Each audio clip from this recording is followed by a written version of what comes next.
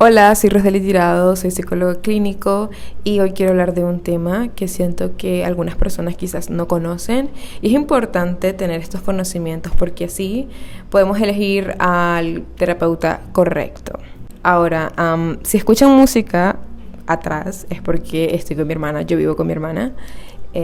Ambas vivimos juntas, coexistimos en este ambiente y pues ella está escuchando música en el cuarto, así que saben, no puedo hacer nada al respecto. Pero bueno, el tema de hoy va a ser precisamente las corrientes, por así decirlo, más sonadas en la psicología y cómo elegir al terapeuta correcto de acuerdo al malestar o a tus objetivos, tus expectativas de la psicoterapia. Es importante entender que realmente no puedes ir con cualquier terapeuta, pero pues esa información no se nos da en ningún lado, a menos que nosotros mismos nos pongamos a investigar. Hay ciertos trastornos que se llevan mejor, por así decirlo, con ciertas terapias, con ciertas corrientes terapéuticas de la psicología.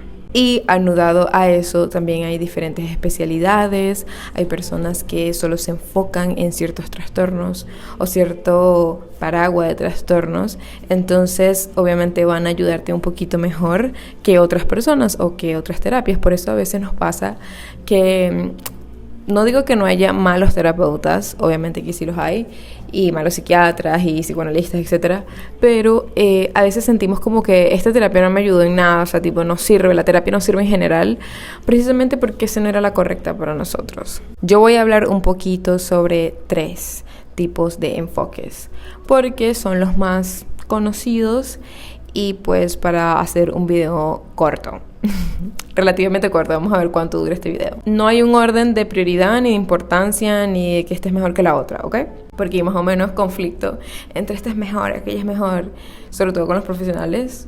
Para mí, siento que dependiendo del paciente le va a ir mejor una o la otra. Empecemos con la humanista, que es una corriente, una psicoterapia que me encanta. Me gusta ir a terapeutas humanistas precisamente porque es lo que necesito en este momento. ¿De qué se trata esta corriente psicológica? Voy a intentar explicarlo de una manera sencilla, como yo la entendí cuando estaba en la universidad, pero básicamente el humanista cree que todos nacemos buenos, que sí acepta que el ambiente nos influye, pero no diagnostica a la gente, o sea, no te dice, pues tú tienes este trastorno, tú tienes esto, tú tienes aquello, sino que dice, tipo, todos tenemos la decisión propia, todos tenemos el deber y el derecho de tomar decisiones por nosotros mismos. Sí importa el ambiente, sí importa cómo crecimos, pero realmente intenta no tomar en cuenta la parte innata ni la parte biológica, sino la decisión propia, el libre albedrío, por llamarlo de alguna manera, de la persona, del consciente de la persona, de tomar conciencia en hacer un plan de vida consistente. Además, el humanismo trabaja con 2 filosofías, la fenomenología y el existencialismo. El humanismo básicamente siempre intentas preguntarte por qué estoy aquí, por qué hago esto, qué significa esta vida, que es como ese cuestionamiento de la vida. Por eso es una corriente muy holística. Me gusta porque también, para mí es como espiritual el humanismo, ¿no? La fenomenología, que me cuesta pronunciarlo, básicamente es difícil de explicar.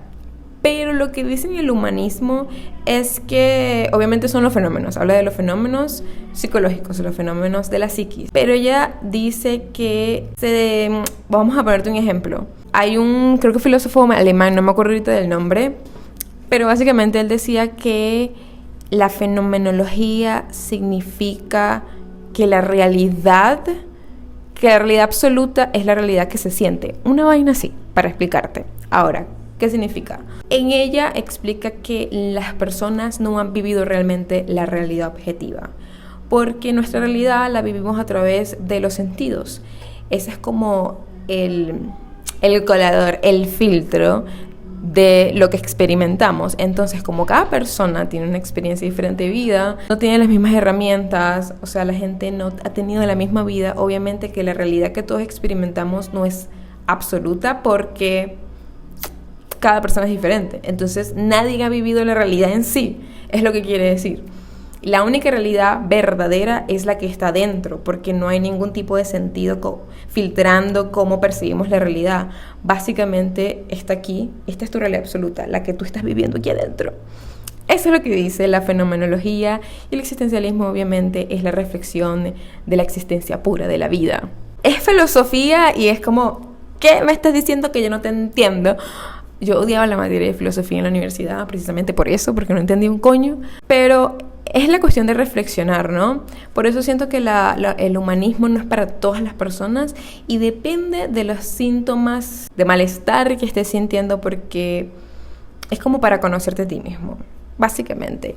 En conclusión, se trata de una progresión de los estados subjetivos de la persona, del individuo, porque básicamente esa es nuestra realidad, esos estados subjetivos. Entonces, realmente el humanismo lo que quiere es que tú te des cuenta, que tú seas responsable por los cambios, por cómo eres, y el terapeuta simplemente te va a ayudar como a guiarte en ese sentido, pero es un poquito más lenta, no tan lenta como el psicoanálisis, pero es un poquito más lenta porque se trabaja poquito a poquito para que tú te des cuenta de ciertas acciones sobre ti mismo. Y además, para culminar, siento que cuando estaba en la universidad, entendí que hay un precio que pagar, y esto lo dijo Carl Rogers, creo que fue, que la vida estable, una vida estable, no sería vida realmente. Ese es el conflicto, el malestar emocional, la ansiedad. Eso es un precio que hay que pagar para poder tener una vida excitante. Entonces de eso se trata. Realmente la evolución es incómoda. Progresar es incómodo. Entonces la base del humanismo es el progreso subjetivo del estado, de la persona. Y por eso cada vez que estamos evolucionando, aunque no nos demos cuenta, es un estado incómodo precisamente porque necesitas salir de ahí, necesitas cambiar. Y para poder cambiar de lugar, para poder aprender, para poder mejorar como persona, necesitas sentirte incómodo y poder salir de ese estado. Hay personas que se sienten cómodos dentro de su incomodidad y por eso pues se quedan en esa etapa, no evoluciona, y de eso se trata, de que tú seas consciente de que estás incómodo y que tienes que salir de allí. Listo, acabé con el humanismo. Fue larga la introducción. Pero ahora vamos a pasar a otra escuela de la psicología que también se utiliza para hacer terapia, y es el psicoanálisis. ¿Cómo se dice? En la universidad, no me acuerdo cómo es que le decían, pero mucha gente le causaba mucho conflicto el psicoanálisis porque es un poquito complicado de entender, sobre todo si eres una persona lógica, o sea, tipo que le gusta aplico esto, tengo este resultado, listo, yo soy así. Entonces para mí entender el psicoanálisis fue muy complejo y todavía me falta y puedo equivocarme, pero te voy a hablar un poquito de qué se trata y pues poco a poco al final tendrás una conclusión de qué tipo de corriente o qué tipo de profesional tú tienes que acudir para pues trabajar lo que estás sintiendo. Me acabo de dar cuenta que en todo el video mi cabello está horrible. Ay, Dios mío. Piénsalo antes de raparse, ¿ok? No voy a repetirlo, no me importa. Vamos a continuar.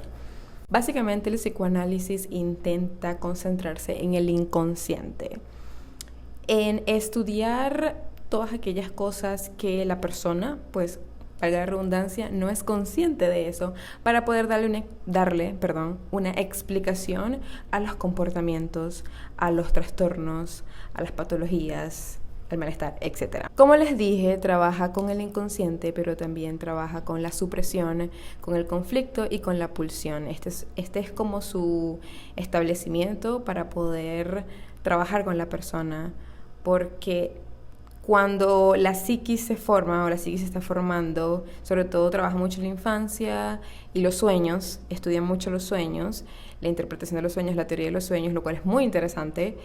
Yo no sé absolutamente nada de los sueños, pero tienen un significado. Cuando les digo de estas etapas, estos 4 puntos, precisamente tenemos un inconsciente, por supuesto, al que es bastante difícil llegar la mayoría del tiempo, durante la mayoría de nuestros primeros años. Creo que empezamos a ser más o menos conscientes si hacemos el trabajo como en nuestros 30, una vaina así. Pero reprimimos muchas cosas, lo cual genera un conflicto, y ese conflicto va a generar una conducta. Ahora, él también trabaja lo que es la conciencia y la preconciencia, en donde si alguna vez has leído sobre la teoría de la personalidad, donde hablan sobre el ello, el yo y el superyo, es eso. Básicamente tienen el primero, que es el ID, que es como la pulsión, esa necesidad innata de la búsqueda de placer, pero prácticamente el ego es ese medio entre lo que se quiere, se necesita, el placer que se está buscando, pero también la realidad de, coño, vamos a seguir las reglas. O sea, no te puedes poner loco, madre. Ese intermedio entre ambos. Y tenemos al superego, que básicamente es todos esos estados morales, las reglas sociales, pues lo que te han enseñado en tu casa, y entonces es el que prácticamente te hace sentir vergüenza de lo que tú quieres hacer.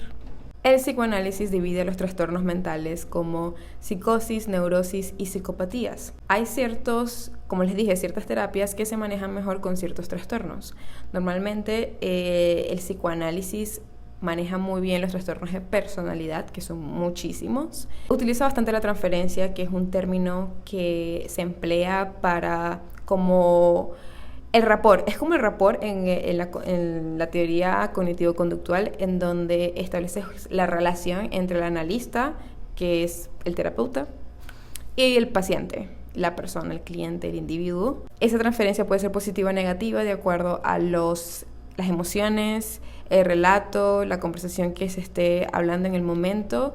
También se utiliza la asociación libre, que básicamente, si mal no recuerdo, es simplemente evocar lo que sea que se te ocurra, porque el analista tiene el trabajo y los conocimientos para poder darle un significado a eso y así poder entrar a tu inconsciente hasta que pues te das cuenta de qué significa cada cosa. Para mí, el psicoanálisis se resume a catarsis, a esa palabra, y la catarsis es demasiado necesaria, demasiado importante, pero siento que hay cierto grupo de personas que se beneficiarían muchísimo de este tipo de terapia.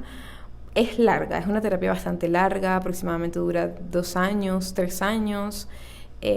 También dura 1 hora cada sesión. Es donde se utiliza mucho el diván, que estás acostado y el terapeuta está, como que tú no lo ves, está detrás de ti. Pero básicamente sí, es bastante larga, por eso depende de qué tipo de persona vaya a la terapia. Por eso es que digo que es tan importante saber qué tipo de terapias hay, cuáles corrientes de psicología hay, preguntarle, hey, ¿con qué trastornos trabajas o en qué te especializas a los terapeutas? Porque para no perder tanto tiempo y sentir, coño, no me fue bien esta terapia precisamente porque no es la correcta para ti. Bueno, como les dije, la catarsis es para mí la palabra fundamental del psicoanálisis. Además, en general, lo que se quiere es que la persona sea consciente de sus procesos inconscientes para la mejoría de los síntomas que estos procesos, pues, como consecuencia tienen en la persona. Vamos con la corriente cognitivo-conductual, ya terminando este video, y es la corriente que pues a mí me prepararon en la universidad. Creo que es una de las más comunes, precisamente por la rapidez del empleo de la terapia. Antes que se me olvide, no les dije qué tipo de trastornos trabaja el psicoanálisis. Como ya les mencioné, los trastornos de personalidad, que pueden buscarlo en internet, les sale una lista, pero también trabaja ansiedad, también trabaja depresión, también trabaja, aunque forma parte de los trastornos de personalidad. Pero bueno, trabaja trastorno paranoide, esquizoide, trastorno dependiente, trastorno evitativo. Básicamente, como les dije, como les recuerdo, va a depender del tipo de persona y del malestar que siente.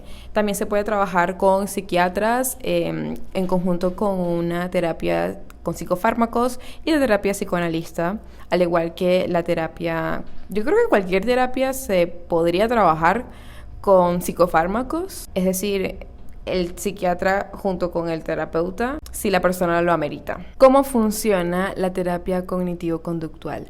Básicamente estas dos corrientes se unieron porque pues se entendió que la persona no solamente es conducta, sino también pues pensamientos, emociones, y también que ciertas cosas de nuestra infancia, nuestras experiencias, ciertos traumas afectan la manera en la que nos comportamos.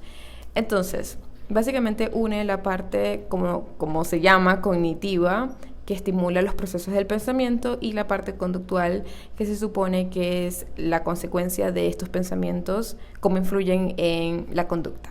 Es una terapia a corto plazo, dura como entre 6 semanas y 6 meses.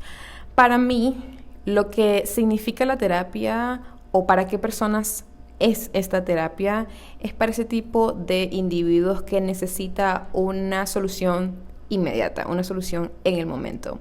Necesita aprender técnicas, necesita aprender a gestionar esas emociones que le causan demasiado estrés, está demasiado abrumado, o quiere entenderse y quiere saber saber el diagnóstico. Ok, es la terapia que yo utilizo precisamente porque la mayoría de mis pacientes que vienen a consulta tienen ansiedad y también presentan cuadros depresivos, pero presentan los síntomas en el momento, en el espacio presente. Entonces, obviamente, pues están buscando herramientas para poder aprender a gestionar todo esto. Eso básicamente es como el resumen de la función de la terapia cognitivo-conductual, es entender que imagínense como un tren de pensamiento. El pensamiento viene a la cabeza, ese pensamiento como consecuencia va a generar una emoción en el cuerpo, en la mente, en el cuerpo, y esa emoción va a generar una conducta, un comportamiento. Entonces, lo que se quiere y lo que yo siempre explico es cortar o entender de la misma manera en la que somos conscientes en las antiguas. En las otras corrientes que les expliqué, la conciencia es importante también aquí. En general, en la vida es importante, pero es hacer consciente de cortar ese tren, ese hilo de pensamiento, para que desde que se inicia ese pensamiento catastrófico, normalmente catastrófico, no genere un comportamiento que vaya a ocasionar un gran malestar en la persona.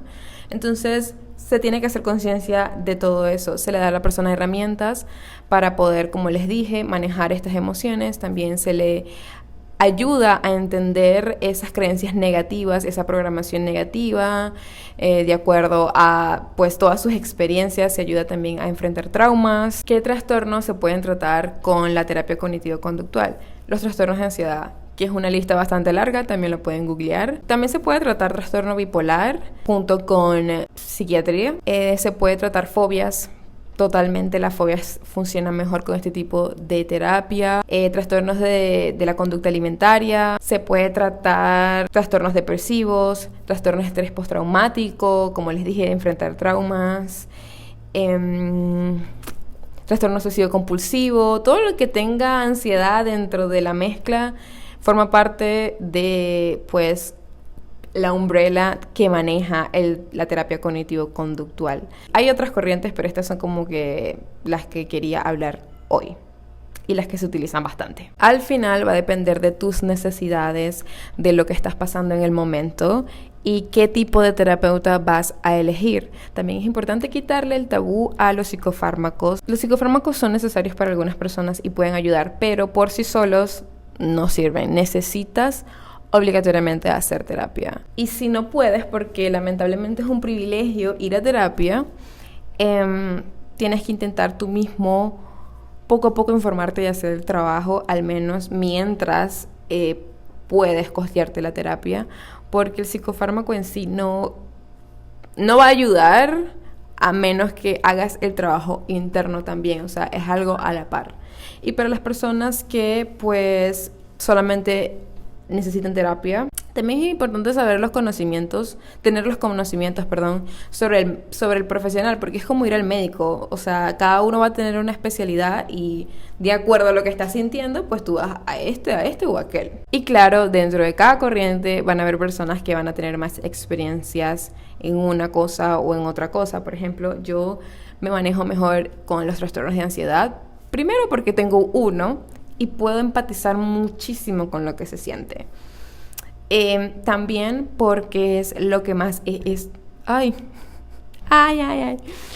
lo que más he estudiado, es donde más me he enfocado, pero pues hay otras personas que están más especializadas en trastornos de la conducta alimentaria y personas que tiene mucha información y conocimiento sobre el trastorno bipolar. Entonces, dependiendo del profesional, es necesario hacer esas preguntas. Espero que este video haya sido informativo, no haya sido un desastre.